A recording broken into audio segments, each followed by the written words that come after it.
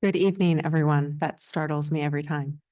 Welcome to our September board meeting. Thank you for coming. I see a lot of familiar faces and some new faces, so welcome. It's always great. This is a fun meeting because it's back to school. I'm going to go ahead and start with roll call. Director Barrows, Here. Director Decker, I'm here. Director Smith, Here. and Director Zavala is joining us from a conference, and she is joining us via Zoom. Is she logged in? I'm here. I'm here. Okay, there she is. And I am also here. We're all present and accounted for. I'm going to go ahead and just go through our welcome remarks. Many of you have already heard these, but just as a reminder, I wanted to share a few thoughts and reminders. We want our boardroom to be a welcoming, safe space for all and any of our community members and guests. As this is a business meeting, we do expect those in attendance to conduct themselves in a respectful way. We would ask that you do not interrupt the meeting, and if there is an immediate need that you have, such as an audio concern or question, please move to the back and let one of our staff members know. As a reminder, there is a designated space for any video recording and or media in the back left corner. We will now get started with our business meeting and the items on our agenda. The first item is our superintendent report, so I will turn it over to Dr. Snell. Thank you, Director Sproul. And prior to getting into the superintendent report, I'd ask people who are willing and able to rise for our national anthem, which is performed today by Chinook's Choir, I think.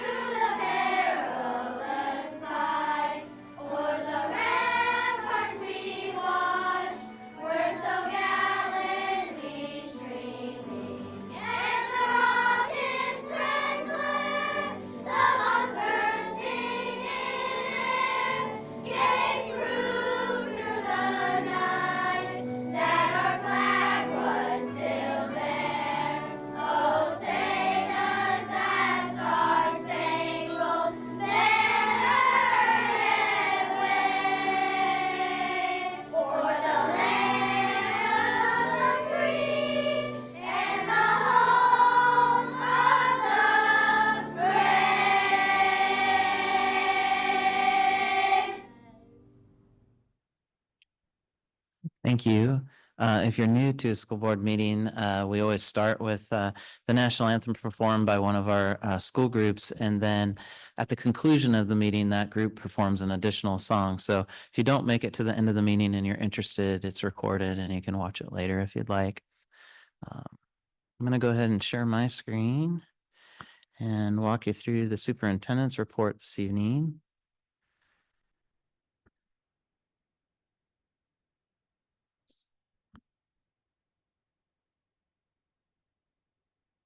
As Director Sproul said, this is always a great first meeting. The school year, the board gets together in August and has a workshop and a meeting as well.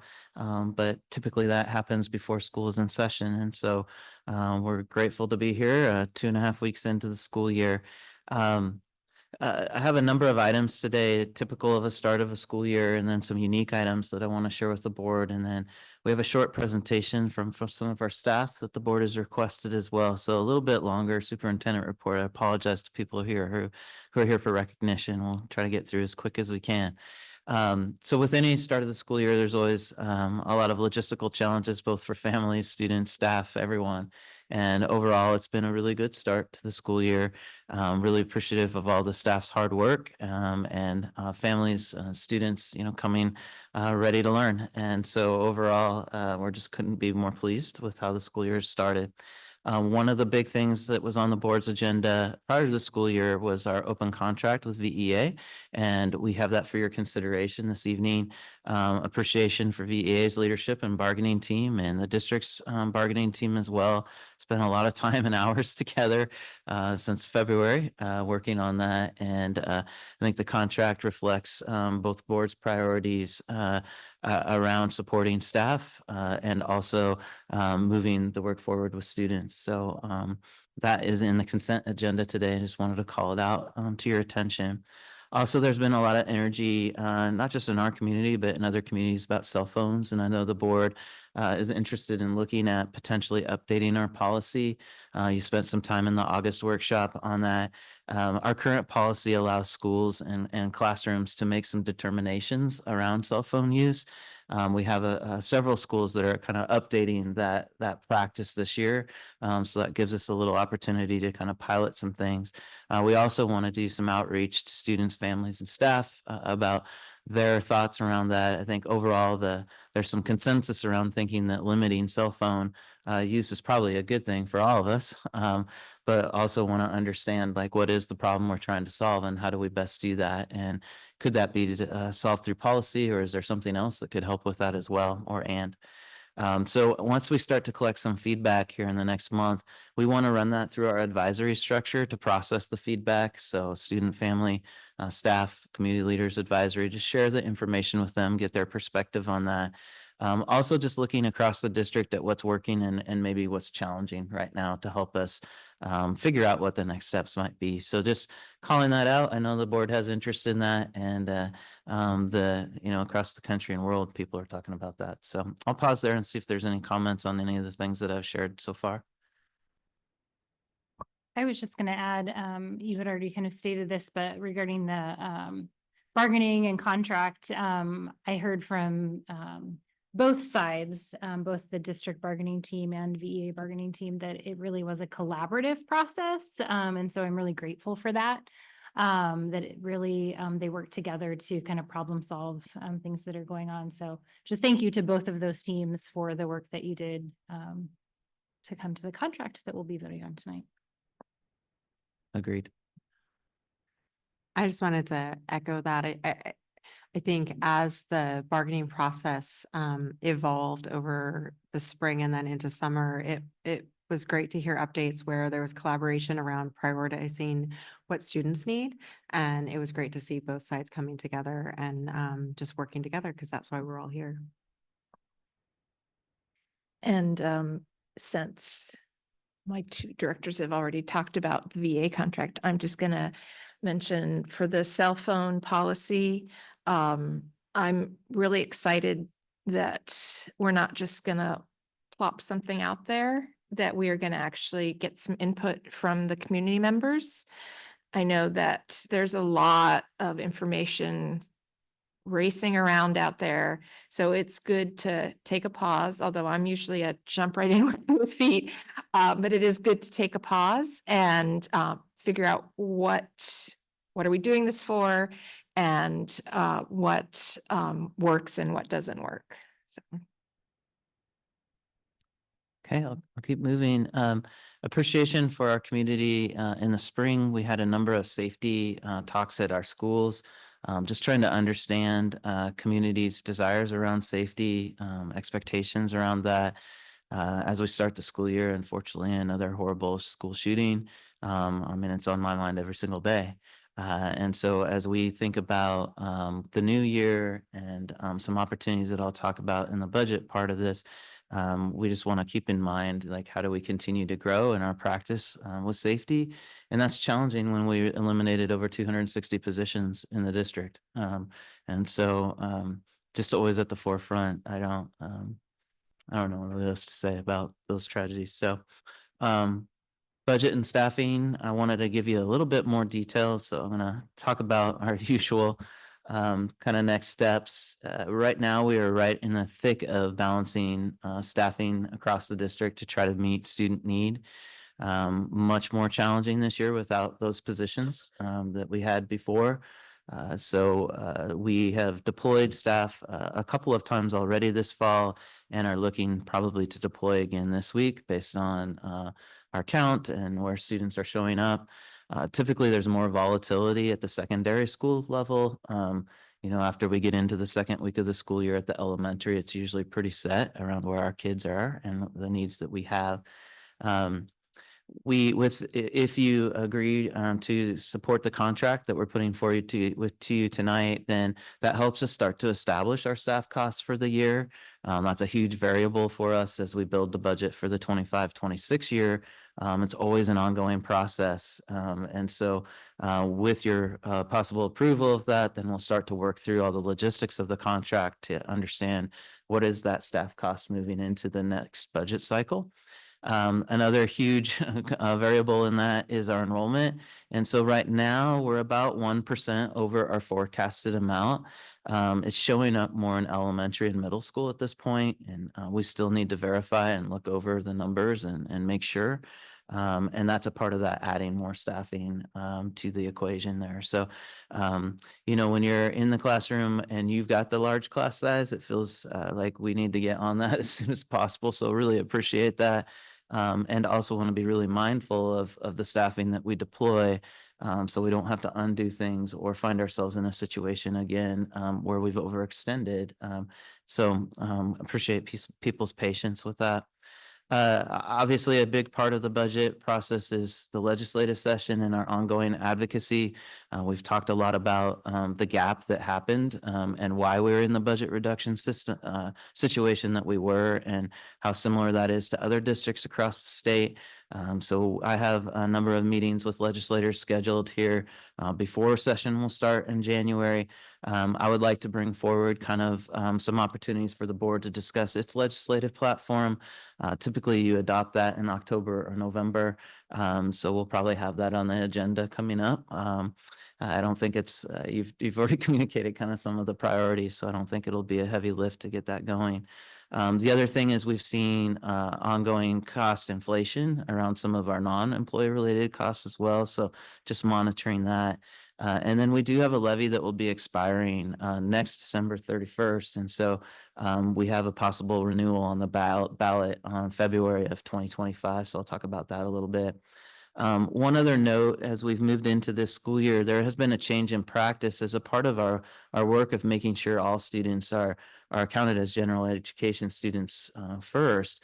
Is in the past, students wouldn't be necessarily included on a class roster if they were also served in like a self-contained program.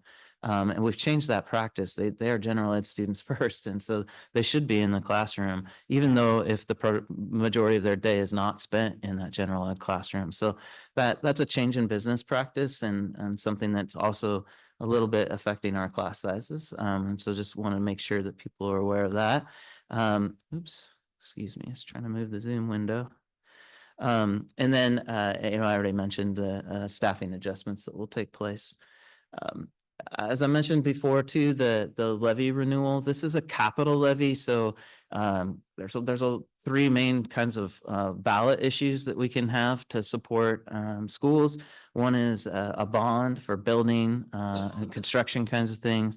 Then 2 Februarys ago, the community approved like a maintenance and operations, which is more about staffing and everyday funding. And then this capital levy is more about infrastructure. And we've typically focused this just on technology. Moving forward, because the worlds of technology and safety have become pretty intertwined with like digital cameras and access and entry points, we're looking to maybe expand the scope of what the levy would cover to include safety items as well. So we'll do some analysis based on what the community told us in the spring about priorities, based on where we're at with our technology and renewals and things of that nature, to give the board a package to consider. Typically that resolution would be on your agenda in November. So it comes really quick, 2 more meetings from now. And I know the board has had a desire to keep the overall school tax rate in a relatively similar position so that taxpayers aren't having a huge spike or decline, just that it's consistent. And so we'll try to meet that parameter as we present that to you. I'll pause again and see if there's any questions or comments on that. Okay. So I'd love to invite some guests forward. Janelle Ephraim, Andrea Hargunani, and Cezanne Tyner are going to share a little about a new protocol that we put into place this year. So.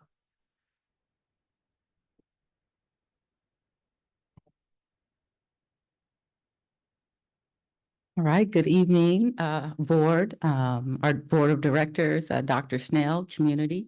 My name is Janelle Ephraim. I'm one of the executive directors, and I'm here with Andre and Cezanne. They're going to introduce themselves to you. But what we'd like to speak with you about tonight is just kind of to inform you about our new hate and bias protocol that's going to be implemented. The protocol has been implemented or piloted in some spaces already. But this is a new pilot, a new implementation that will go district-wide. Part of our why is after speaking with students during empathy interviews, what we heard is that students really wanted us to have a consistent, district-wide, consistent way of responding to hate and bias. Some of the things we found from talking to students is that they were sometimes worried about what would happen after they reported an incident. But with this protocol, they'll be very clear. Everyone will be very clear with how we respond. We also had our staff members who expressed a need or a desire for training around how to interrupt hate and bias. The protocol this year with this implementation, we have completed some training for many of our staff members. There's continual training that will continue to occur. Really, what this training does is it helps our staff members to interrupt hate and bias language, as well as gives them an opportunity to be empowered so they know how to not just provide consequences if consequences are warranted, but to repair harm that's happening in the community, as well as restore communities after harm has occurred. The last thing I want to share with you before we hear more about the hate and bias protocol in detail is that some of the places where it's been piloted, students are reporting that the culture has been improved. They feel more supported. Some of the incidences, or there's been a significant decline in repeat incidences when the protocol has been used. Andre and Cezanne are going to share more about the protocol.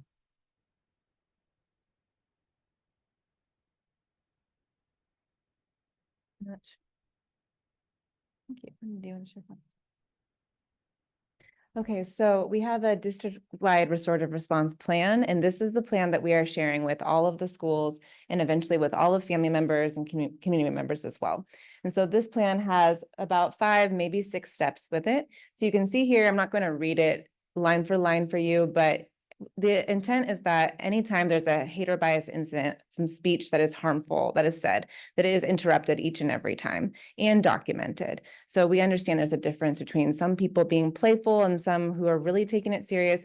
We're understanding that, but we are making sure to document these incidences each and every time because they are harmful and they might need some education around the words that they're using. And so there's a strategic plan for how we're going to go about talking with students and families about what will happen.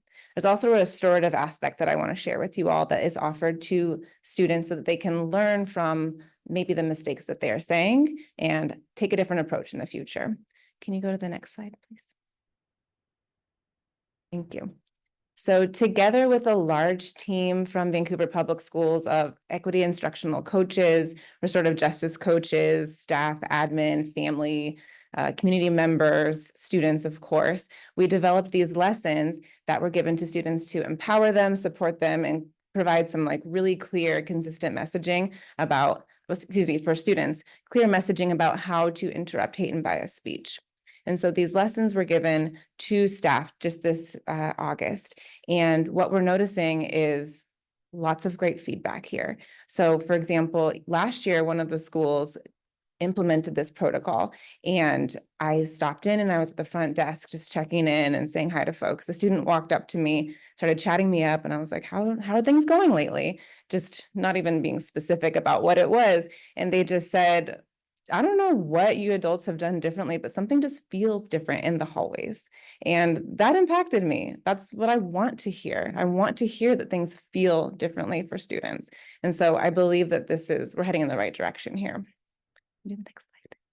So in addition to the staff-facing lessons, there have been student-facing lessons as well, and they'll be receiving those very soon. So the schools have not implemented it yet. So these student-facing lessons are designed for students to engage in self reflection, critical thinking, and practice really about how to interrupt hate and bias language for themselves. So what some schools are seeing, one middle school actually kind of kept track of students who received the preventative lessons as well as the restorative response lessons. Of students who received the restorative response lessons, this particular middle school found that 94% of students did not have another reported incident of using that language again. So we believe that we are on the right track with these conversations, this restorative education, and simply talking about and equipping students with and staff with the skills of how to interrupt hate and bias. I'm Andre Harganati, the Director of Equity. I have the great pleasure of working with both Janelle and Cezanne, as well as others in the equity team. When you go back to thinking about the why that Janelle had mentioned, and now the feedback that we're getting from the staff, from the students, we're hearing from administrators, first of all, that the training was very well received, staff was very engaged, and administrators are very grateful that we're doing something common across the district. So it's not just isolated at one school, but we're all in this together. We're also hearing from teachers that they're feeling more empowered now to speak up and interrupt the hate and bias language that they're hearing. And as Cezanne mentioned, we're hearing from students who are saying they're actually feeling a shift, a positive shift in the culture. And so already in the schools that were implementing it last year, and already the schools have just been implementing it now for a few weeks, we're seeing that we're moving in the right direction to meeting those aspects of the why as to the whole reason we're doing this in the first place. So that's where we're at. Thank you. Any questions or comments from the board? I was just gonna say, thank you for all of your work on this. I loved, we got kind of a longer time to kind of dig into it in our August board retreat, but I love that it is a very clear process and that there is not only kind of what to do when an incident occurs, but also kind of the preventative aspect of it as well. Because that's such a great investment and you get a lot of kind of bang for your buck and, investing in those preventative measures. And I love already the data that you guys are seeing with lower repeated incidents and things like that. So I'm excited to kind of follow up as this gets rolled out district-wide. And I just want to repeat something that I've said to you before. Just thank you, thank you, thank you. Every time I hear you all present what's happening with this new protocol, it just makes me that much prouder to be part of this school district. So thank you, thank you, thank you. I also want to thank you for the work. Like Director Barrow said, we got an opportunity to hear a much longer version of this presentation.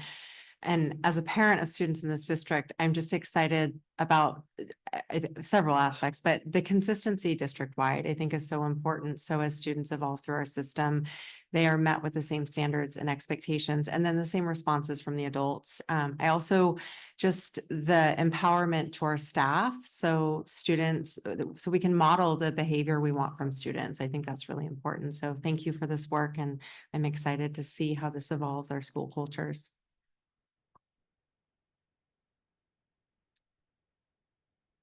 Thank you. The last part of the superintendent report is our strategic plan update. I'm going to go fairly quickly through this. As people entered, I don't know if they had a chance. There's a hard copy at every board meeting. We have a one pager that's an update. This one highlights some of the intentional transition activities that are a result of the work that the strategic planning has amplified, I guess. And so our jumpstart at kindergarten was very successful. And then over the last several years, we've added a kickstart at sixth grade. So getting our sixth graders in the day before school starts for an experience there. So you can learn more about those if you're interested. Those are all archived on our website as well. And then in August, the board spent a lot of time talking about board level goals. And so we're very close to launching a public facing dashboard that would highlight some of these goals.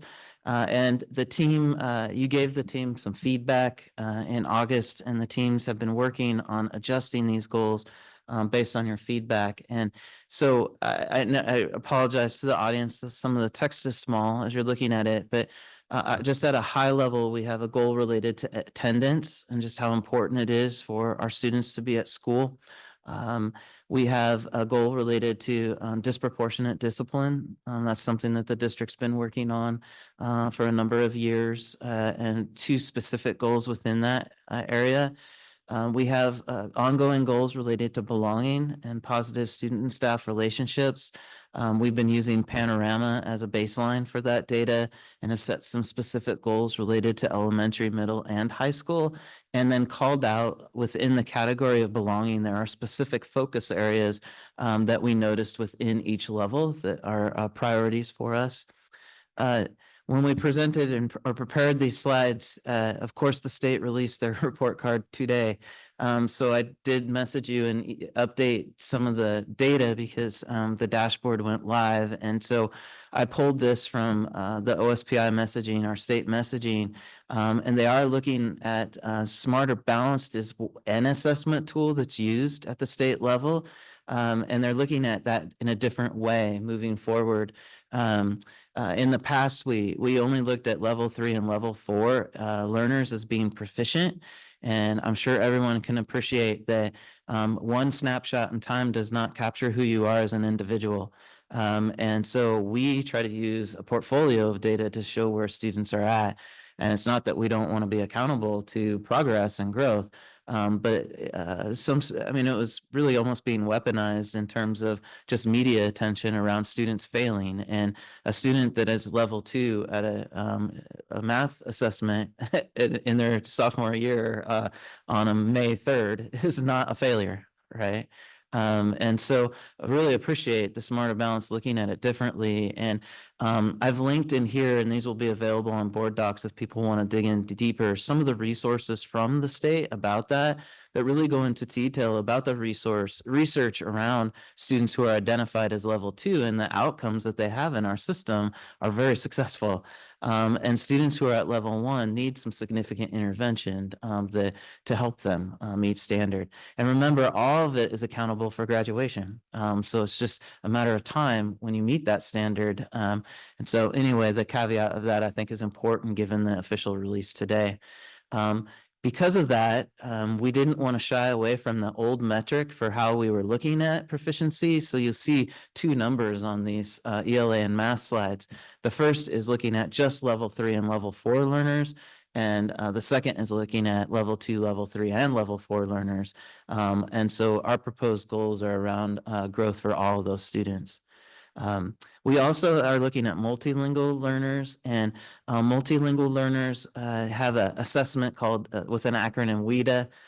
Basically, it's assessing when our students who English might not be their first language, where are they at in our support, and when do they exit services. And so we want students to be able to exit services, and so the goals related to that.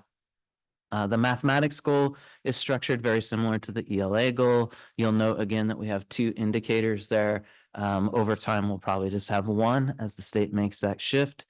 And then we have a goal related to early childhood and the experiences that we create.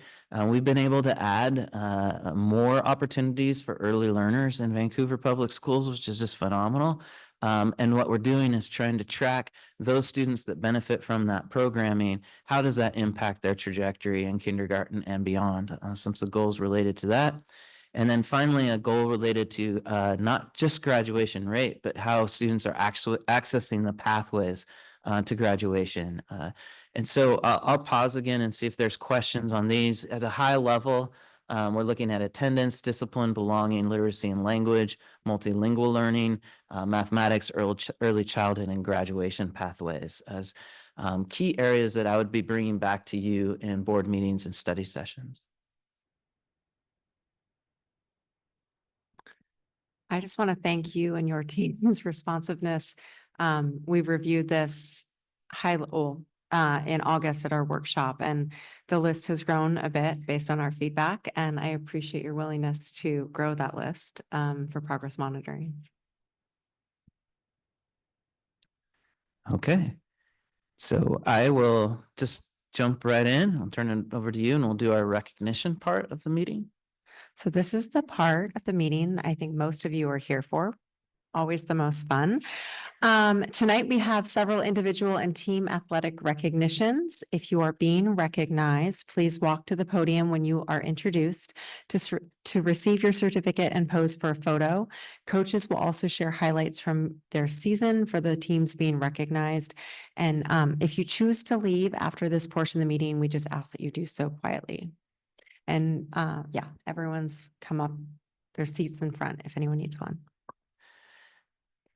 Thank you, Director Sproul. The first several recognitions are a little dated, but we just received the notification this past spring, and it's around kind of those schools, state school scores. We have a number of schools that were recognized for the 21-22 school years for their exceptional work related to growth. So we wanted to call that out, even though we just got it. We aren't having principals or anything come up here today for that because they're not even sometimes the same principals of the schools, but we want to honor the work that the staff and students in those communities did. So these schools are called out. We also have some that were recognized for the 22-23 school year. Similarly, Lincoln Elementary and Sacagawea. So just congratulations to those school communities.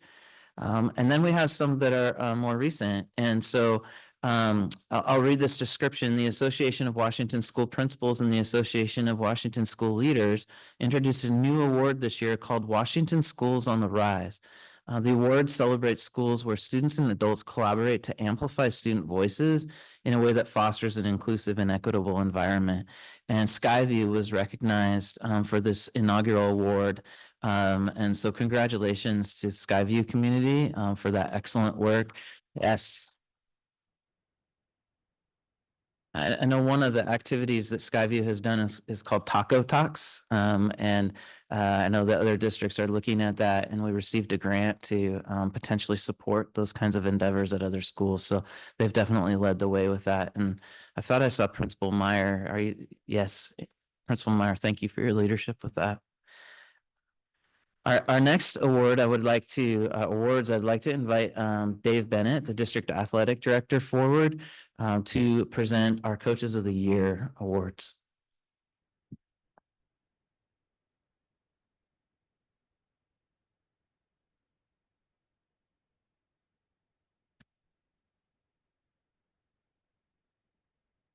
Directors, Dr. Snell and community members. It's my honor to present the annual VPS Coach of the Year Awards tonight. This normally takes place at our Coaches Institute, but since that event was not held this year, I appreciate the opportunity to recognize them here tonight. So we received over 80 of our coaches were nominated for Coach of the Year by players, parents, and community members, which is tremendous. Many of them nominated multiple times. And then the recipients are chosen from by a panel of our athletic directors within the district. So many of us are familiar with the statistics around students who participate in educational-based athletics. Student athletes statistically have higher GPAs, higher graduation rates, and lower absenteeism. Many, they enjoy improved levels of physical fitness and a reduced risk of mental health issues, and also experience increased sense of belonging and stronger connections with their schools. Coaches honored tonight are the people who are creating the stories around those statistics. First off, I'd like to, we have 2 high school coaches of the year and 2 middle school coaches of the year. First up tonight is Brianne Smedley from Columbia River High School. Brianne, I know, is unable to make it tonight. They're playing volleyball tonight. She's been the head coach of Columbia River for the past 9 years. And this fall currently will be attempting to lead her team to a 4th consecutive state championship.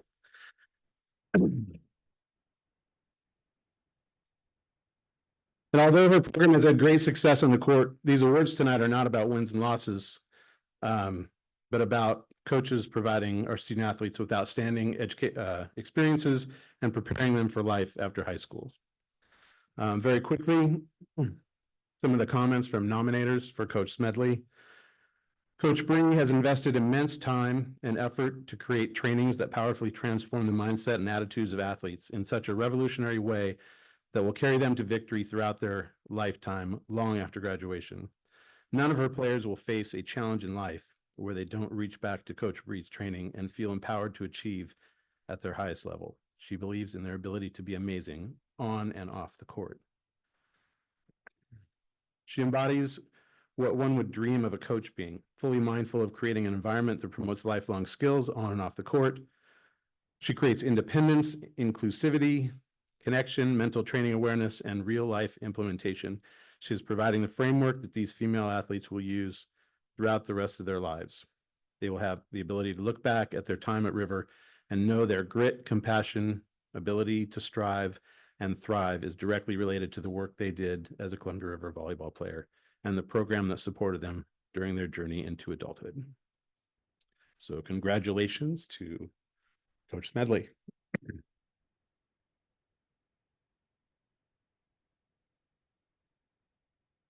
Next up is Mark Ganter, also from Columbia River High School.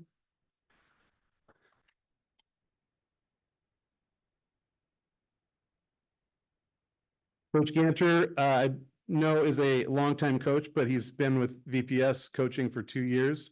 Currently the head boys basketball coach at Columbia River. Some comments from his nominators. Coach Ganter proved to kids that they are worth the time and effort. It wasn't about him, it was about them, it was about the team.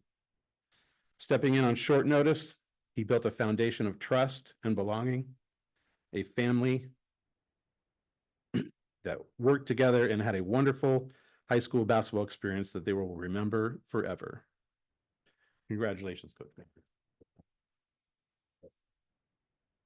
The photo?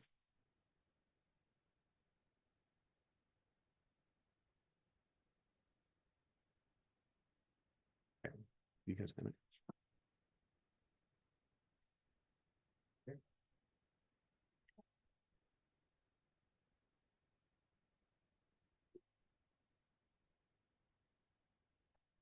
Thank you.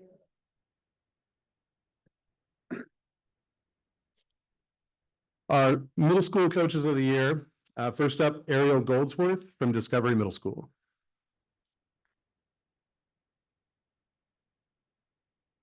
Ariel's been coaching for 6 years in VPS, and she coaches all 4 seasons of middle school sports. Track and field, 7th grade girls basketball, girls bowling, 7th grade volleyball. Comments from her nominators. She is always positive and honest and encourages you to play your best. Always very straightforward in a positive way and such an encouraging role model. She's amazing and demonstrates great leadership and sportsmanship. Congratulations, Erin.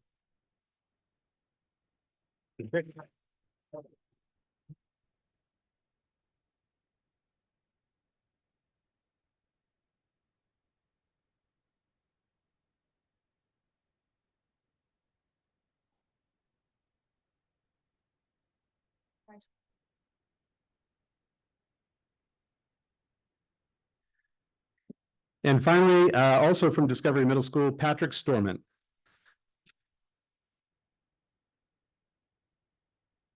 Patrick's been coaching just 1 year for VPS, but has already made a tremendous impact in both cross country and track. Comments from his nominators include Coach Storment created a space for all the kids to grow as runners and as humans, a space of inclusion where the whole team cheers each other on. They don't leave anyone to run the race by themselves, and no one finishes last. I hope I can truly convey how much of a positive impact Coach Storment has had, not only on the Discovery track team, but especially on my daughter. This is her first track season, as sports have not entirely intrigued her. She decided to give track a try. My daughter had an extremely disheartening life circumstance a year ago. Confidence, trust, and liveliness fell a bit to the wayside. But it was undeniable that through the coaching of Mr. Storment, that she gained those qualities back through the season. He's shown up for this team, effortlessly choosing every day to be there in their corner, cheering them on.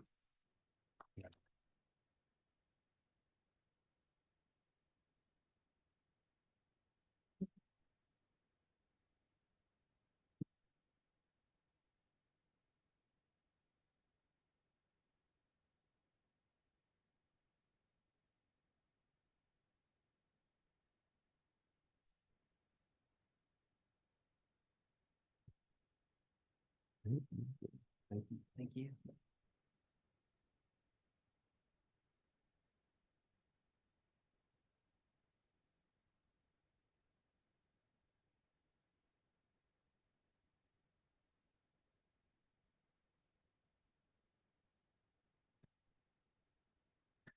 Several teams and athletes did really well in the state tournament last spring, and we had some of them here in the spring.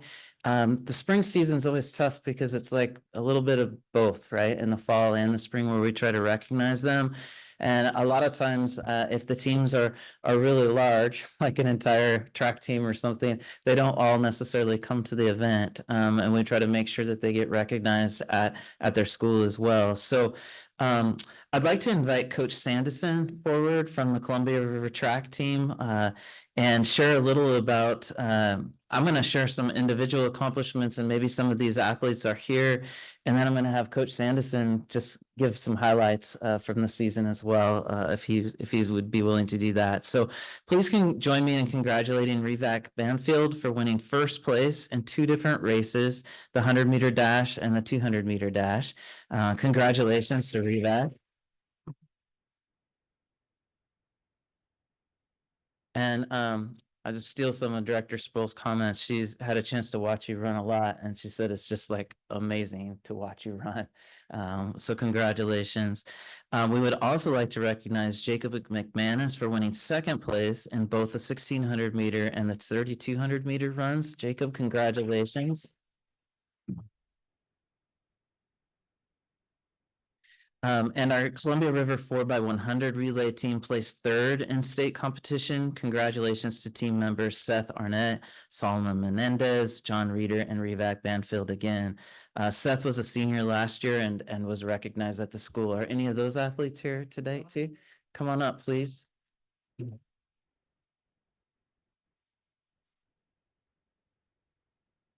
Coach Sanderson, is there anything that you would like to add? Mentioned a couple of the other guys Please. with them. So I don't forget anybody, I'll read them off. You've already got Revac and John and Jacob up here. Other competitors, and to be in the state meet, you have to be the top 16 in the state just to get there. So we have Eli Winger, who graduated, was 2nd place in the pole vault 2 years in a row. Riker Luca, right here, Riker. He times at the state meet freshman last year, and he was 4th place in the discus in state. Solomon Menendez is, I think, in cross country right now, but he was on their relay team with them. His brother Nefali Menendez was in the 16 and the 32. Nico Valdez, who graduated, was another discus thrower that made it in the top 16 of the state. And then Seth Arnett was in the other relay. So we scored 65 points, and most of those points you see standing right here. So they are going to be the nucleus of our team this next year. So all of our point scorers are back. So they're looking for a tough year this next year. And then I also need to recognize the girls coach, Michelle Buss, stand up at least. And our longtime other sport coach, Sean McDonald. And we combine girls and guys together. We each take separate places. So they work with all the kids all the time. So we've got a great coaching staff, and we're looking for another great year this year. And these guys are the heart of it right here. And they are competitors. And they won the state championship too as a team. So we recognize the individuals, and as a team, they've won state championship once. So when he says when they're coming back, like it could be another repeat. So we'll get a quick picture.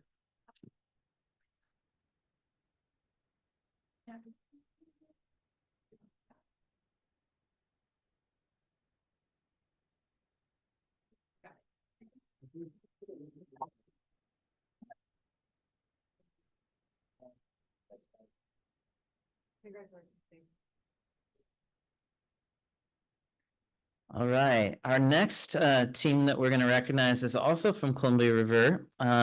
Last year, I met one. Could you advance once more, Wendy? Our baseball team at Columbia River also won state. So congratulations to them, and please welcome Coach Donahue to share some of the highlights of the baseball season.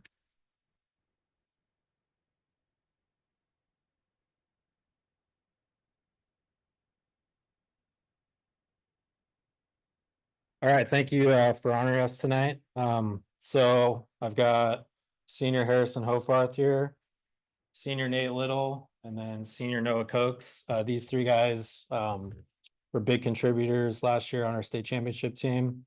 And they're back again this year. Coming into the year in 23, we kind of had a disappointing result for us. We didn't make the state tournament, which is kind of our main goal every year, just give ourselves a chance to maybe win the state championship. And so coming in, we had 14 seniors on the varsity, and then 6 underclassmen. So we had a lot of experience. 9 of those kids were on our team in 22 that we lost in the state championship game, 1-0 a couple years ago. So we felt, coming in, we were going to have a good year. We did not get off to a great start. We went 2-2 before we went down to California for a spring break trip. That was really awesome. And then we ended up, losing all 3 games down there, but we built a lot of good team chemistry, and we went to Disneyland as a team, just had a great time. Obviously the baseball wasn't great, but and then so when we came back, we had some rainouts before spring break, and we got back and we had a 5-game week right when we got back, which is not normal for baseball. But we ended up winning all 5 and just kind of get on a roll. We ended up winning 12 games in a row, and then we dropped a game. And then we finished basically winning 20 out of our last 21 games. And then, just got really hot in the playoffs. We got to host a regional down at Propstra, won both of those games. And then in the state Final Four, we won our first game 2-0. And then the state championship game, we actually got behind 2-0 real early. I think it was the first inning, wasn't it? Yeah, first inning, we're down 2-0. Big Noah was pitching, and we just kind of chipped away, and then we scored 2 in the top of the 7th inning on kind of an amazing play. One of our seniors, Charlie Palmershine, dove in, barely got in, and then Noah closed it out. And so, yeah, I mean, that was my 15th year as a head coach. Obviously, I could talk forever about the team, but these guys are the ones who earned it. It was amazing, obviously an amazing experience. So we're hoping to bring them. We're gonna we got championship rings. I already have them, but I'm holding off to try to get as many of the seniors back, so they can kind of open them together in October. So I'm looking forward to that. Hopefully most of them can get back. But yeah, obviously we're hoping to see if we can repeat. We got some good pieces coming back. Obviously we lost a lot of seniors, but these guys will be able to help us hopefully see if we can do it again. So thank you very much.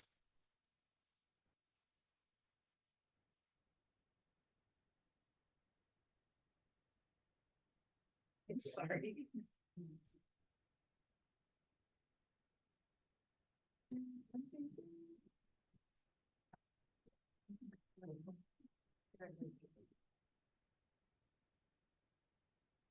So there's a common theme tonight, another state championship from Columbia River High School, this one for tennis.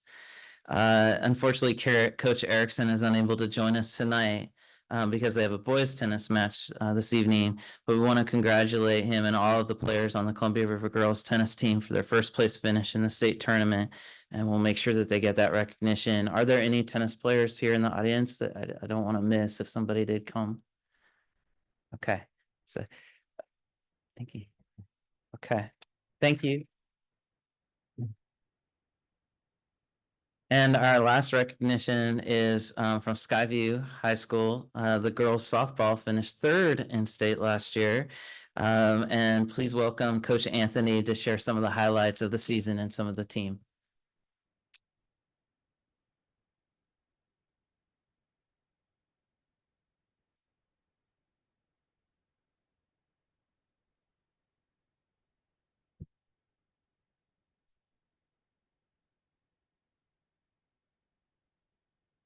Okay, I didn't know I was doing this, but got my thinkers on. I'm a product of the Vancouver School District and Eisenhower Eagle, Jason Lee Panther, and Columbia River at the time Chieftains Go. So excited to see all the success that you guys are having.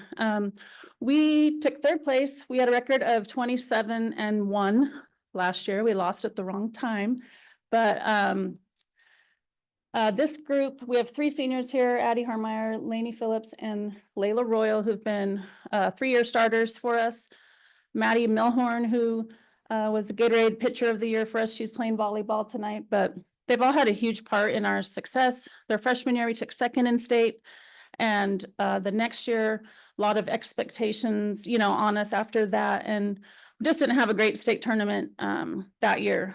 This year, we had one of those games where like it would never happen 99 out of 100 times, like a moment where we just needed one out, we don't give up runs, and all of a sudden like it just spiraled and I was in a haze.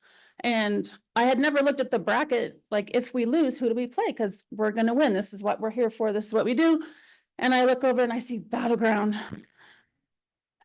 And you just get so tired of, playing the same teams. And then I'm just like, okay, we are not losing this season and going out to Battleground. Like that absolutely cannot happen. So we really had to rally because you can't come back and win once you lose. And so everybody's feeling the feels of the loss, and you play in 15 minutes or whatever. So we kind of gathered ourselves and we came back and won that game. And in order to take third place, we had to win 3 consecutive games the next day. And I was really, really proud of them. Like when you have a goal and you don't reach it, but to see them like dig deep and not give up because we didn't get to, take home the state championship trophy, like there was something kind of bigger in it and all the life lessons and everything. So they know how proud I am of them. So with the second place and the third place finish in these last 3 years, there's only one thing we're aiming for this year. Yeah, we only graduated 2, and we have a really strong JV team that's been undefeated for the last few years. So we have some young talent coming up as well. So we hope to represent Vancouver School District well, and might as well just say it, right? Let's go get a state championship. So thank you. Thank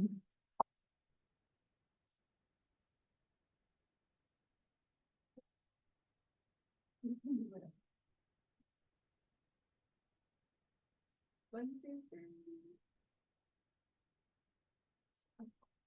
Thank you.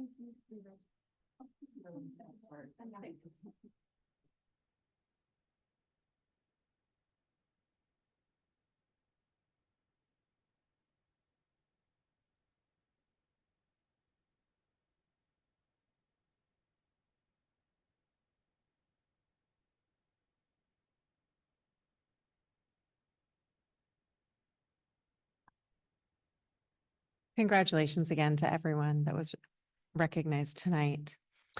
The next part of our meeting is audience participation. I'm going to go ahead and read our standard script just so we all have common expectations. Public comments is the time in our meeting where the board and administrative staff welcome comments from the public. If you would like to address the board and did not have an opportunity to sign in at the start of the meeting, please do so now. It's at the back of the room. You may continue to sign in at any time during public comments portion of our meeting. We ask that you approach the podium and state your name and affiliation with the district for the record. You will have 3 minutes to make your comments. When you hear a chime, please conclude your remarks. I just need to add, the worst part of this job is cutting people off, so please do honor the chime. If you have materials or additional comments you would like the board to review, please hand them to the staff in the back of the boardroom, and this information will be shared with both the superintendent and the board. Because most matters require fact-finding and review, and because of the state's Open Public Meetings Act restricts deliberation on topics that have not been placed on the publicly noticed agenda in advance, the board is not able to respond to any public comments made at this time. If follow-up action is necessary, the board will ask the superintendent to work with the administrative staff to consider the information and respond accordingly. As a regular business meeting of the board, we expect the audience to conduct themselves professionally and courteously. Speakers are also expected to be respectful. We ask the audience to refrain from clapping, cheering, or commenting while others give public comments, whether you are in support or against. We recognize that there are diverse beliefs and feelings across our stakeholders in our district, but one thing we have in common is that we all want what is best for our children. We are here today to work towards their future. The board asks that personnel complaints be submitted in writing. Disruptive conduct may cause the meeting to be adjourned and all audience members to be removed. The board appreciates, listens, and cares about the broad range of perspectives in our community. Thank you in advance for your comments. So we will begin. We have one person signed up for Zoom comments, which is Jeannie Bennett.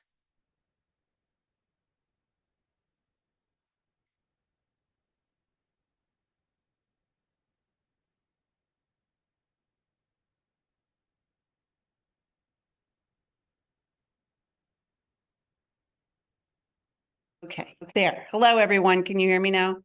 Yes, we can. Great, thank you.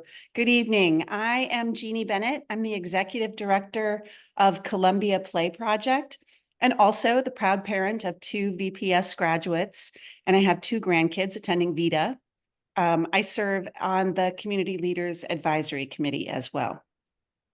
As you may know, Columbia Play Project is dreaming up Clark County's first children's museum. We currently operate a mobile children's museum and have just passed the benchmark of 50,000 kids and their caregivers served with exploratory educational play. That's in 4 years. So clearly there's a need for more of this exploratory educational play. We are currently in the midst of a community engagement campaign during which we hope to hear from community members and leaders such as yourselves on how the museum can best serve and partner with our community.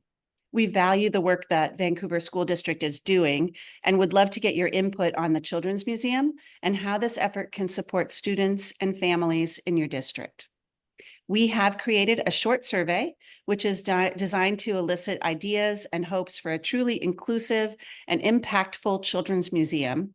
This survey can be accessed at our website, which is www.columbiaplayproject.org. And then there's a link to Dream the Museum. As always, I'm available to discuss Columbia Play Project's current and future activities. And tomorrow I will send some additional information through Sylvia and hope that it gets distributed to all of you. Thank you so much for the service that you give to our students and our community. Thank you so much. Next on our agenda, on our list is Tammy Widmer.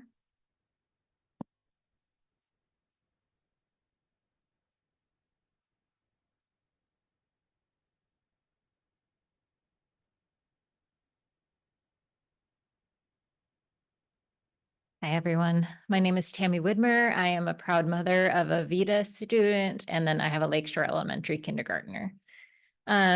Before I begin, I like to make a human connection. I look at each of you and I see caring citizens who are doing their best to handle the responsibilities of VPS. And based on watching this, it's a lot. Thank you for the hours and energy you put into this work. I'm a mental health counselor. I enjoy competing in triathlons and anything in nature. I'm married to a veteran and am a mother of 3 children, ages 8, 6, and 2, which is what brings me here today. As a proud VITA parent, my second grader was part of the first group of students enrolled at VITA when it opened in 2023. While my kindergartner is on the wait list and attends Lakeshore Elementary. I believe in the philosophy and values of VITA, but I'm concerned about the current policy of no sibling priority with enrollment. Just to surmise my experience thus far, in 2023 at the parent meetings, when asked the question, is there going to be sibling priority? We were told it was likely that siblings would get in. They couldn't say for sure, but it was likely and that they'd be prioritized on the wait list. When the school year started in 2023, all the kindergartners, for instance, who were siblings had gotten off the wait list. Fast forward to 2024, we were told that there was a change in policy and there would be no sibling priority in the lottery, but that the siblings would be prioritized on the wait list. And what has come to pass has been that is not the case. So my daughter, for instance, who's on the wait list at a very, very small school, Lakeshore, has remained kind of stuck on the wait list because of the weighted lottery. Oh, I'm sorry. So that's kind of there's confusion, I guess, on the ground between like what the policy is and then what's actually the understood expectation. And almost every parent you talk to at VITA thinks that the siblings automatically get in right now. So I'm here with 5 concerns and 6 questions. And if I don't get to all of it, I have typed it up for you. And then I have 2 proposed solutions as well, because I don't want to just be a complainer. I want to be a part of like reforming the policy if it needs to be reformed. So starting with my 5 concerns. With no sibling priority, VITA's Reggio Emilia philosophy is weakened. What I mean by that is this Reggio Emilia approach believes there are 3 teachers in the classroom. Number 1, the parent. Number 2, the teacher. And number 3, the classroom environment. When families are split at different schools, that first teacher, the parent, has less physical and emotional resources to support the child and the school. For instance, I cannot be in the PTSA, volunteer as I'd like, attend curriculum night because there's overlap between my 2 schools. That goes so fast. So I have a lot of other good things to say, but I'll hand my papers back here and then you guys can read over the rest. Thank you. Thank you so much. Juliet Dowsett.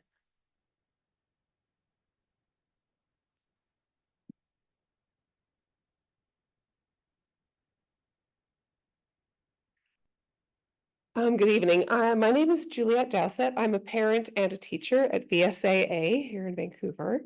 Thank you for letting me address you today. I'd like to discuss a matter that is very important concerning the safety of our students. As you know, we don't have a security guard at our school.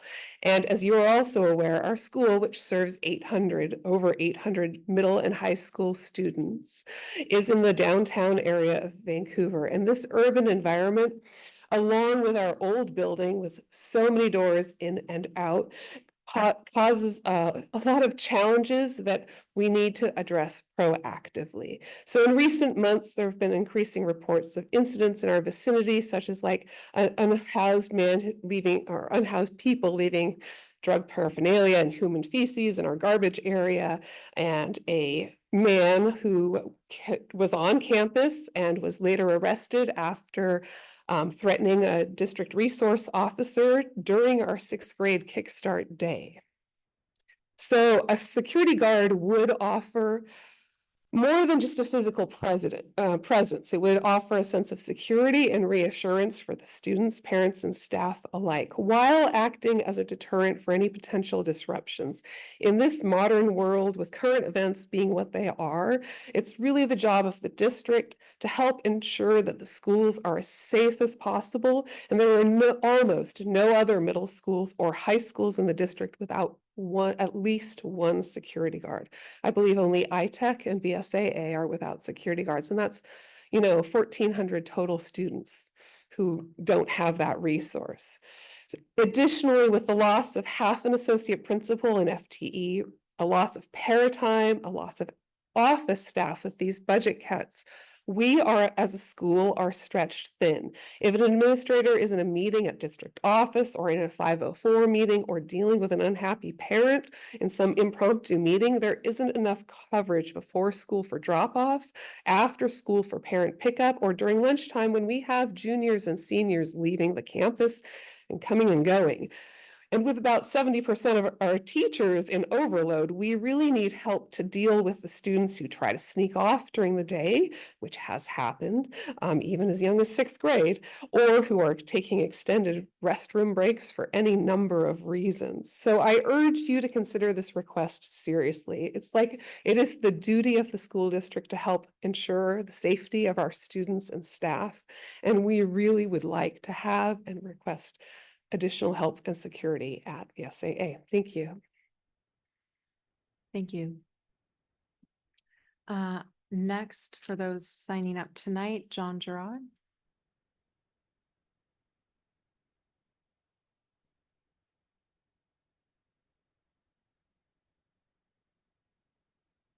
Hi, my name's John Gerard. I own a company, Quail Homes. We've had 3 students come through. My wife's been a longtime teacher here in Vancouver. I want to just update you from last spring on our progress with the skilled trades, particularly construction, what we've been working on.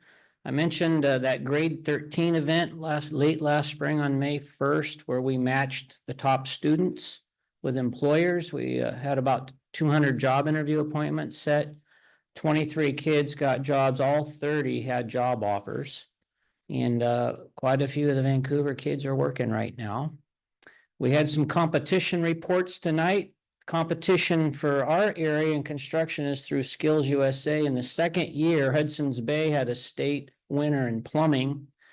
Mark Reith accompanied him to Atlanta in June, and he took 15th. And he's not a product of a family of plumbers, so he did pretty darn good. I wanted to update you on the construction programs.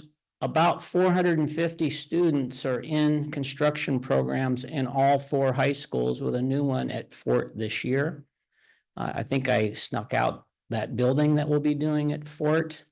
I hope I can announce that now, but we are in design there, and we expect to start in the first quarter and have that building ready for students in fall of 25. The building at Bay is underway. We expect to be done early first quarter. And I'd like to end just with a quick story. I'm a home builder. We do subdivisions in neighborhoods for empty nesters, older people, not that old, but they've had a little water under the bridge. And I had somebody this weekend. It kind of gave me deja vu in my coaching days at Fort and Bay when we have these budget cuts. Sometimes the priority of the grounds isn't where it needs to be, and things get a little sloppy. And I just had that deja vu moment. I had a client drove up from Wilsonville on Saturday, and I met him at one of our communities. And as we're walking along, they said, "John, one of the reasons you're here, because you keep the cleanest job sites. And cleanliness tells us something." And when I was coaching, we saw the grounds kind of head south, and guess what the behavior did with it? And the way we do it for our job sites is I don't have people that can keep them clean full time, just like the district can't. We made a culture that everybody dug in and took pride. And I'd suggest that as part of a safety program as well. Thank you. Thank you. Robert Crest. Is there Robert Crest? I believe it's Robert Crest. Okay, I'll circle back. David Nelson.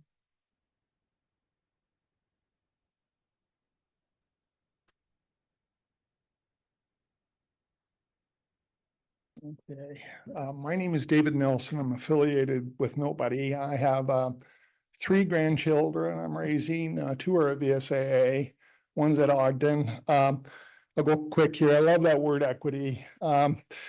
I'm up here to talk about equity for neurodivergent children in general education. I've had quite a journey with one of my grandchildren that had problems and started off in special education and then put him into general education and had a number of speed bumps, and trying to get him up to speed has been difficult. What I would consider systematic problems and process issues. That's why I like the word equity, and trying to get equity for him in that environment has been difficult. And sometimes there aren't people problems. And sometimes people don't understand that, and it turns out being, it looks like it's people problems, but it's not. I have a lot of respect for the teachers and the administrative staff that I'm dealing with. They have tough jobs, really, really tough jobs, and I respect that. But in trying to address the process issues, it becomes very difficult, and sometimes it appears that it's personal, but it's not. And I'm going to come back. There's a lot of issues with this, and this is my trial, first time I've ever done this, so I've figured out, well, we'll see how it goes. And there's a lot of stuff involved in this, and I'll write something up eventually. So I'm not looking for any follow-up or anything. I'm just trying to get up here and figure things out. There's a lot of stuff in detail in terms, when you got culture change, there's a lot of things that need to be done when there's problems and resistance to change. When little things that in this district in the state, there's they want the kids to go to special education. There's a strong push to centralize that, and for some kids, that's not the best place for them. They need to be in the general education population, and there's a lot of things that tend to push in that direction. Subtle things and the support system in the general education system isn't there. And I've had a lot of problems in trying to keep that. My grandson is difficult. There isn't any, but keeping it in there has been a challenge. And I'll come back and more organized and more thoughtful about it. But in terms of how to change, to get the processes and get the support that he needs to get it to where he can be happy and get to where he needs. It's a process. It's going to take time. He's in third grade, and for him to get the teachers to understand what his needs are in the training, it's, I haven't got much more time. That came out a lot more organized. Yeah, no, we do welcome you back though. So thank I'll you be very back much. next time. Okay, thank you. Next up is Susan Cassidy.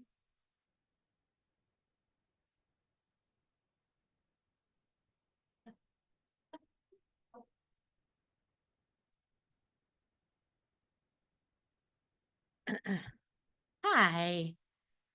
This microphone down to my level.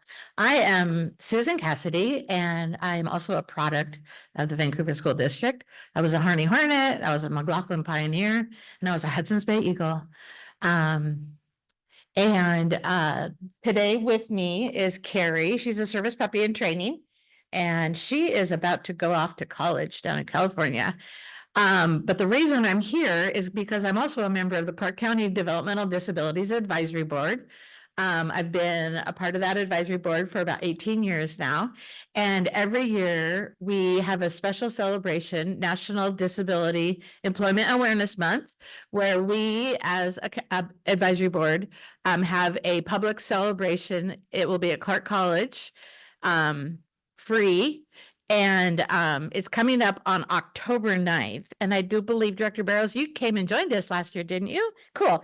And so here to leave invitations, I will leave them in the back for the board members.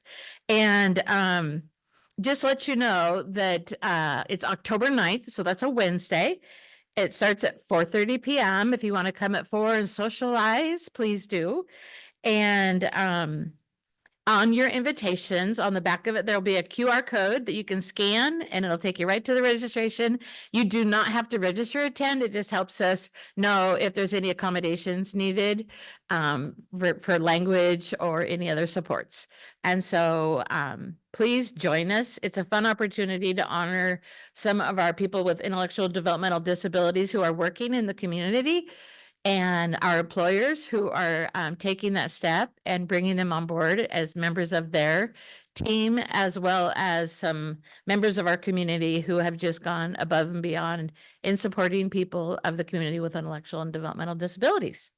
Thank you. Thank you. Next, we have Nellie Crawford.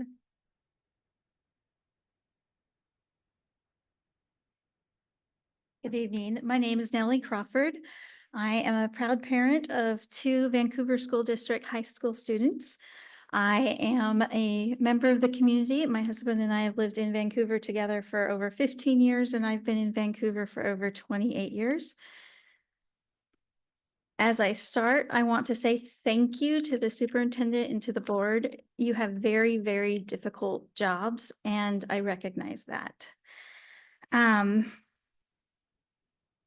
My husband and I have been very strong supporters of Vancouver School District from before we've had children. We recognize the importance of education in community. I'm a nurse. I have a master's degree in patient education. Tonight, I am coming here to ask the board to reverse the decision to have our high school families pay in that International Baccalaureate program for their exams. On Friday of last week, VPS informed families that we will now be responsible for the cost of IB exams. The lack of adequate notice not only is a financial hardship for many of our families, but it reflects poor communication to us from this decision. As IB parents, our students who have been in this rigorous program, most of them for 4 years now, signed a contract at the end of their sophomore year. I have that contract with me tonight if you would like to have it. Nowhere in this contract does it say anything about exam fees. It talks about what our obligations are within the program. And it asks us to make a commitment for 2 full years. The International Baccalaureate program I'll refer to as IB. The diploma program is a 2-year program. They go through 4 years of classes in high school, and the last 2 years are full IB classes. The district has covered the cost of these exams unknown to the parents. I had no idea there was a cost for the exams of these to get their degree. This last minute change just weeks into their senior year, while we're also in the midst of paying for college application, imposes a sudden financial burden on our families, leaving little time for financial planning or budgeting, and undermines our trust with the school district. Our IB students complete the program's curriculum rather than the state graduation requirements, meaning IB exams are mandatory for them to graduate from high school with a high school diploma.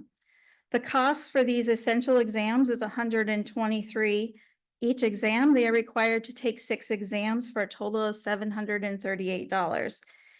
We were also informed that a deposit of unspecified amount is due by November to cover any cancellation fees. This further complicates the ability to budget for these fees as. Thank you so much. You're welcome. Next, we have Joe Crawford. I'm Nellie's husband, and this is part 2. So we tag team. I also want to thank the board and superintendent for your service and time and commitment to our students and community. You're doing a lot of wonderful, great things. And I also want to kind of tag on to the IB, and along with that, I think it was AP costs as well. And just trying to figure out like the whys behind that, because it seems like it's going to create some diversity, equity, and inclusion impacts. They're going to put some more barriers there for some of our folks that either need to hop through some more hoops to figure out how to find the funding, or say, well, maybe my kid wants to go to Running Start instead of IB or take AP classes because that's going to be more accessible to us. From my research, I found that 93% of those enrollment dollars that would go to our district are going to go to Clark College. Not that it's a bag program, but that's going to way more than cover the costs of the, at least our IB diploma program kids' cost for their testing. So it seems like maybe not keeping the money that we could be keeping in there And then limiting diversity in the advanced programs. We want to have equity, diversity, inclusion in our IB programs, in that highly rigorous program that lets our kids be competitive with other places in the world and in our state. And also it's I imagine big bragging rights for Vancouver School District and our community to say that we have such a program here, because not everybody does. Peer dynamics too. So if we lose more kids to Running Start, we're going to lose some of those student leaders. We're going to lose some of those kids that are creating and helping that positive climate and culture and safety within our schools. And I want to echo back onto our mission statement: inspiring learning, growing community, each student, each day. I believe in that. I think that's a good thing. But I think this move is not necessarily inspiring learning. It's not going to inspire as many people to go into the IB program, which is already pretty small, and would be helpful to have something to kind of pump it up and get some more kids engaged in it. And rather than growing the community, unfortunately, it seems to be dividing it a little bit. So I'd ask that you consider that again, the whys behind that and the hows and the wheres. And I'm sure somebody looked at that at some point, but like there's a lot of things on your list. I get it. So appreciate your time and your efforts and everything that you guys do. Thank you. I'm going to circle back to Robert Crest. Okay. Isaac Dennett.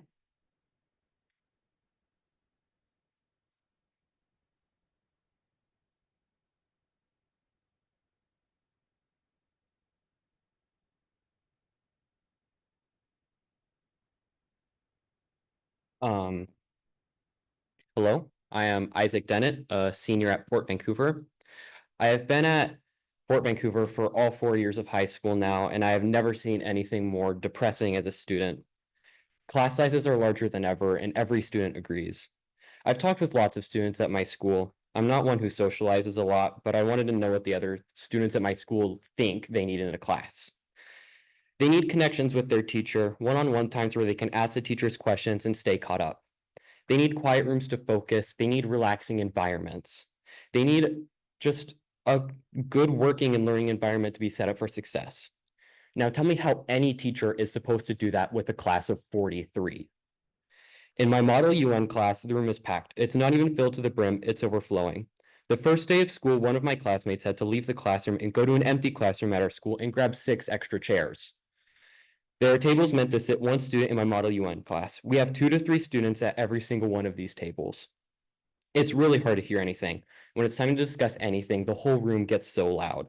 And it's not a one-off occurrence. All of my classes personally are much larger than previous years. And it's like that with everyone I've talked with. In my physics class on the first day of school, some students sat on the counter at the side of the room because there was no more chairs to take. This is such a problem. It is sad, annoying, and a massive disappointment.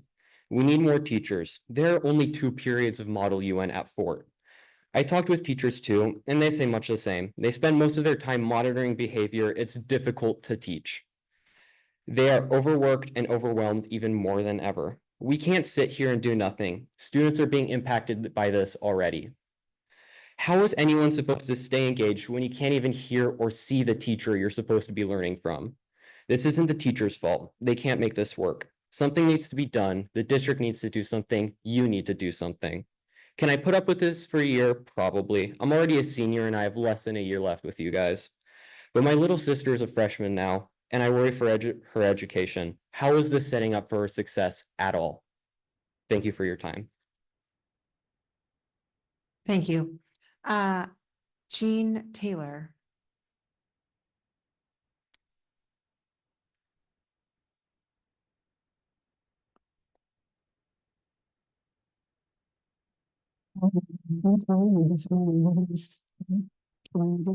Very close. I just want to say, also thank you to the board, because one of the things I acknowledge is that I worked for Washington State University in Pullman for 34 years. We went through many budget cuts, several rounds of significant budget cuts. Some university-wide layoffs, one in which my husband lost his job. Never once did I hear of an administrator taking a cut in pay. I believe Dr. Snell did that. And 34 years, that was just unheard of. I want to acknowledge that and say thank you. I've talked a number of times about the equity program, and I'm here to, I have a little bit of a different take on the equity. I appreciate what's done. I went back to, I think it's resolution 869. There are many bullet points, small statements on there. It's quite ambitious. And I appreciate what has been done, but I believe some of it's in reaction to what was before, Judeo-Christian. And I want to go back to that a little bit. I want to apologize for those who have been hurt by Christians and others, especially if you are somebody that's like same-sex attracted. And I do apologize. A lot of what's been done is painful, but I think God, I wanted to say a little bit about what I think his perspective might be that has been lost. And one of the first things is that about 2,000 years ago, he made, I think he did a quote equity program, bear with me. And the person in charge is someone who knows what it means to be marginalized and outcast. This is how he was described. He had no beauty or majesty to attract us to him, nothing in his appearance that we should desire him. He was despised and rejected by mankind, and long suffering, familiar with pain, like one from whom people hide their faces. He was despised, and we held him in low esteem. Of course, I'm talking about Jesus Christ. I understand from the Bible this is not an accident, it was intentional. He came to identify with us, but he did far more than identify and empathize. It's like he took the qualifying test and passed it, something that we couldn't do. Because this same Jesus who empathized with us also talked about sin. He talked about the destructiveness of it and what he had to do and his work and going to the cross for all of us. And so he went far beyond empathy to die for us. Thank you very much. Next, we have Bart McManus. Sure. Sure. Jacob McManus.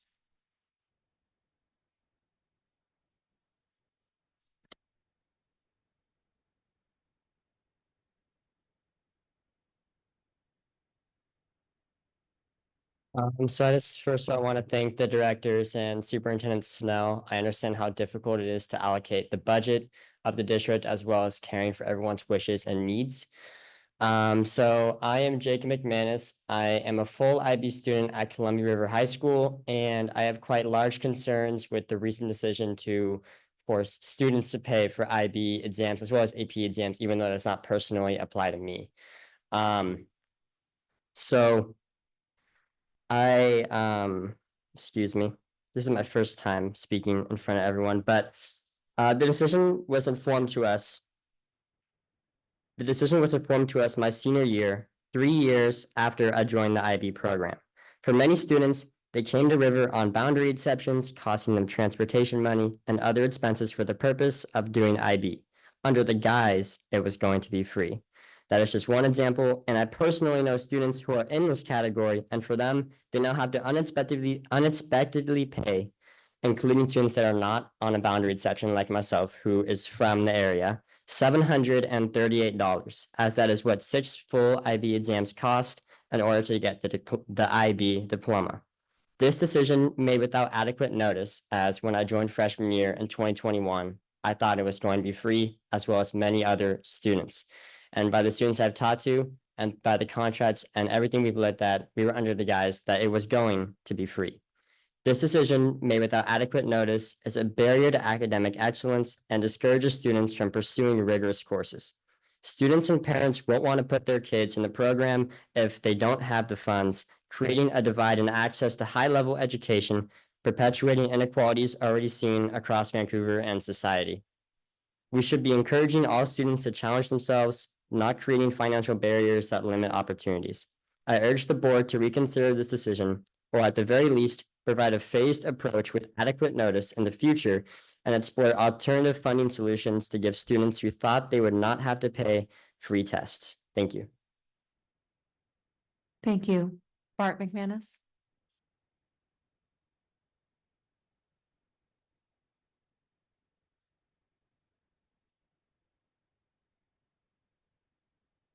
Hello, thank you, Superintendent Chanel and the directors. I also understand the rigors of budgeting and so forth, but I am here to discuss the IB testing and the unexpected fees that have shown up on our doorstep in the past week. So my son said basically what I had planned to, well, not what I had planned to say, but he really put it well. So I want to kind of go down a different path. I'd like to look at, what did you save? If you had 30 students at $130 and doing 5 tests in a year, which is way up there, $19,500. $19,500 for a year. That's very minimal to be a part of this budget. You're nitpicking at things, and you're nitpicking at things that are taking it out of excellent students, students that are the, I won't say cream of the crop, but they're up there. They're excelling in the IB, the International Baccalaureate Program, an international baccalaureate program, and you're pulling the rug out from under them on this for 19,500 max. If there were 40 students, 5 tests, you're at about 30,000. You're talking very, very small numbers for the district, but very big numbers for some families. One other thing that really bothered me is Julie Nygaard, the IB coordinator, did not hear about this until last Monday, meaning you did not reach out and talk to the people that are most impacted by this prior to making the decision. So I, along with others, would like you to relook at this and find a way to change this decision, because I think it was the wrong decision to make. Thank you. Thank you. Megan Formal.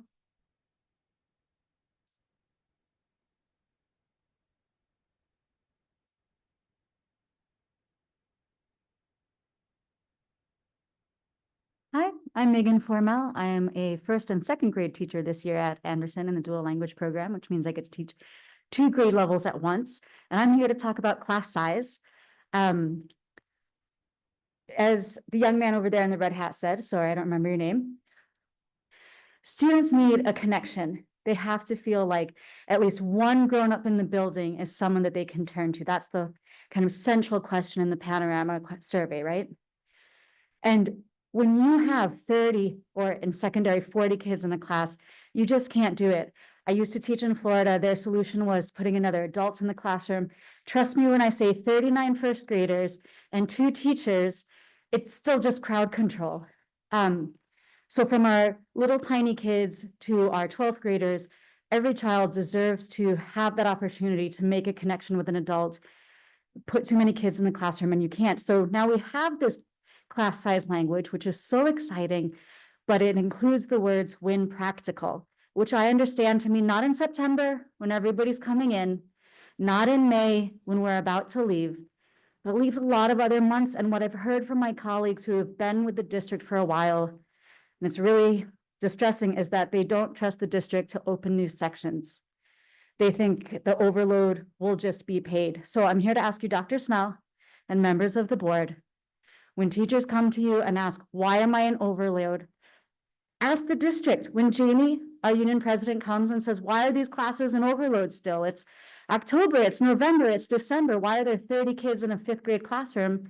To push back. And when the district comes with the numbers, because I know we're going to be doing monthly reports looking at those overloads, ask why classes are still in overload. If there are any, maybe there won't be. I'm hopeful that next month, nobody's going to be in overload and we're going to have really nice small classes and everyone's going to have a great year. But if we're not, please be curious, please be proactive for our students, and let's make sure we have really, really good reasons for having 30, 40 kids in overflowing classrooms. Thank you. Thank you. I'm going to do one more call for Robert Crest or anyone that may have signed up that hasn't been called. Okay. Thank you. That concludes our audience participation portion of the evening. Thank you for all who came and shared. We appreciate your comments. Next on our agenda, we're moving into our regular business agenda. The first item is our approval of minutes from August 13th, our board workshop, August 13th, our regular board meeting, and August 20th, our committee of the whole minutes. Do I have a motion? I'll motion. Do I have a second? I'll second. Okay, we will take it to a vote. Director Smith, Approve. Director Decker, Approve. Director Barrows, Approve. and Director Zavala. Approve. Thank you. And I also approve, so that motion passes. Or the minutes pass. Next is our consent agenda, and this is both our instructional administrative support services and our fiscal. Do I have a motion? A motion. Do I have a second? I'll second it. Okay, we will take it to a vote. Director Barrows, Approve. Director Decker, Approve. Director Smith, Approve. Director Zavala, Approve. and I also approve. So consent agenda passes. For our regular business item, our regular business agenda, excuse me, we have a recommendation to adopt resolution number 925, reaffirming our commitment to educational equity and supporting the district-wide implementation of the hate and bias protocol. Do I have a motion? So moved. Do I have a second? A second. Are there any comments about this resolution that anyone would like to offer? I just wanted to thank Director Decker for her work on this and kind of leading the charge. I think this, as we talked about earlier with the hate and bias protocol, I think this is something that we all are in support of, and I'm excited to vote to pass this resolution. I also am very appreciative, Director Decker, for your leadership on doing this. I think we heard earlier about the work that our district team is doing, implementing PD and some new protocols in our school. And I think this resolution is really an opportunity for our board to stand behind and say, we really believe in this work. I think so many of our district goals center around building positive communities and sense of belonging for our students to make sure that everyone reaches their full potential. And this was a barrier, I think, of finding some of these incidents that are happening in our schools and wanting to address that and take a stand as a board. So I'm very excited to also approve this. Director Zavala, I know you're on a different time zone, but I wanted to give you an opportunity if you had anything to weigh in. Okay, we can take this to a vote. I'm just going to add one more comment. I also appreciate, because I know we as a board really kind of stand behind this commitment and reaffirming our commitment, but I also appreciate the times where staff members, community members also remind us of this and bring forward issues of equity and issues within our community, because we are, although we are the board, we are humans. And I know there are times where, you know, we have a big picture of what's going on in the district. And so those examples that we might not be thinking of where maybe we need to be reminded of this commitment. So I just appreciate the accountability that our community provides us for this commitment. Thank you. Are there any more comments? Okay. Just wanted to let you know that Director Zavala got kicked out of the Zoom, so I think she's trying to re-engage. So Okay. That's why she wasn't able to Okay. respond. Well, we can circle back once she's on in the Board of Directors report if she has anything. I'm here. Okay. Director Zavala, we were just, we have moved to take action on the recommendation to adopt the hate bias protocol resolution. And we have all shared our kind of comments and perspectives. And I wanted to give you an opportunity if you wanted to say anything. Yes, I do. I wrote out my remarks because I want to make sure that I say them clearly. So thank you. So I'm proud that we're taking a stand against hate and bias in our district. Passing this resolution reaffirms our unwavering commitment to educational equity. We all know that the power of hateful words and the damage they cause. So my hope is that these words of commitment bring healing and empowerment to those who need it most. I also acknowledge that a resolution alone won't solve every issue we face. What it does signify to me is a powerful public commitment to our community and that we are working towards a better future. My hope is that in time, this resolution will help diminish hate and bias within our school community, creating a ripple effect that reaches beyond our schools and into the greater community. Most importantly, I hope this gives our students the strength to speak out, to reject hate, and for those who have been impacted to feel truly heard, seen, and valued. I'm grateful that we now have a system in place to hold us accountable, and more importantly, to empower students with the tools to voice harm in a way that educates and informs others. A heartfelt thank you to the district staff and students who have worked tirelessly to create this protocol. Your dedication does not go unnoticed. I also want to take a moment to sincerely apologize to all the students who have been hurt in the process of getting to this point. I'm deeply sorry it has taken us this long to make these changes.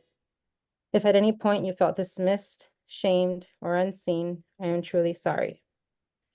As I've said before, it's unfortunate that change often only happens when situations escalate to the point of crisis. It also requires leaders in position of power to take a stand.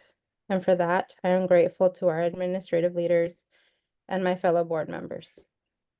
This work is ever evolving, and I look forward to seeing it implemented in all of our schools. And I'm hopeful that as we continue to improve our school cultures, this effort will grow and evolve alongside of us.